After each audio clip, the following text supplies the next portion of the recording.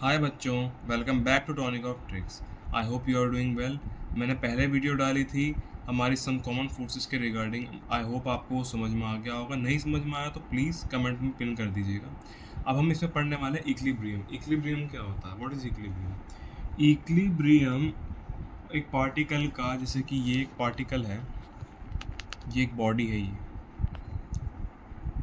ये एक ऐसा स्टेट होता है, मान लो एम मास की बॉडी है, जिसमें कि उस पर जो बॉडी पे नेट फोर्स है वो ज़ीरो होता है। जैसे ये यहाँ रखी हुई है, इस पर नेट फोर्स ज़ीरो है, पर आप लोग क्या होगा, इस पर फोर्स तो है, यहाँ एम जी लग रहा है, ऊपर नॉर्मल लग रहा है, लेकिन एक जगह ये रखी हुई है ना, क्योंकि नॉर्मल बराबर एम जी है, net force should be zero. Force zero नहीं, net force, overall total force जो है हमारे पास ज़ीरो होनी चाहिए, उसे कहते हैं इक्विलिब्रियम।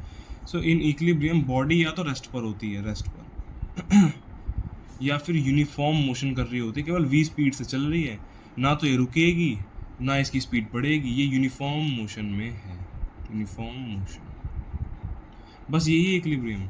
मान लीजिए ये एक मैंने स्ट्रिंग से एक m मास की बॉडी है, ये मैंने लटका दी, इस पे नीचे mg लग रहा है, ऊपर ही मैंने आपको बताया था टेंशन लगता है इस तरीके से। तो ये रेस्ट पर ही है ना, आपने देखा कि भाई एक बॉडी है ऐसी ऐसी लटकी हुई है, क्यों है? क्योंकि टेंशन बराबर mg है। सिंपल, बहुत आसान है, इसमें और ऐसा कुछ भी नहीं है जो बिल्कुल टफ हो।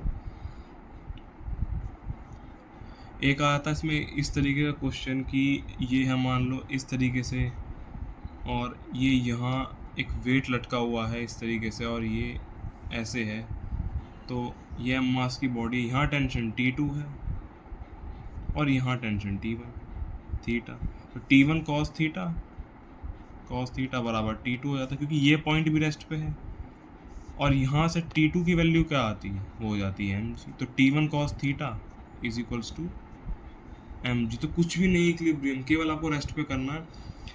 आप याद रखिएगा इक्विलिब्रियम में हॉरिजॉन्टल फोर्सेस जो होते हैं, हॉरिजॉन्टल फोर्सेस नेट ज़ीरो कर दीजिएगा, और इसी प्रकार वर्टिकल में जितने भी फोर्सेस हैं नेट फोर्स ज़ीरो कर दीजिएगा, सब आपस में इक्वल इक्विलिब्रियम हो जाता है।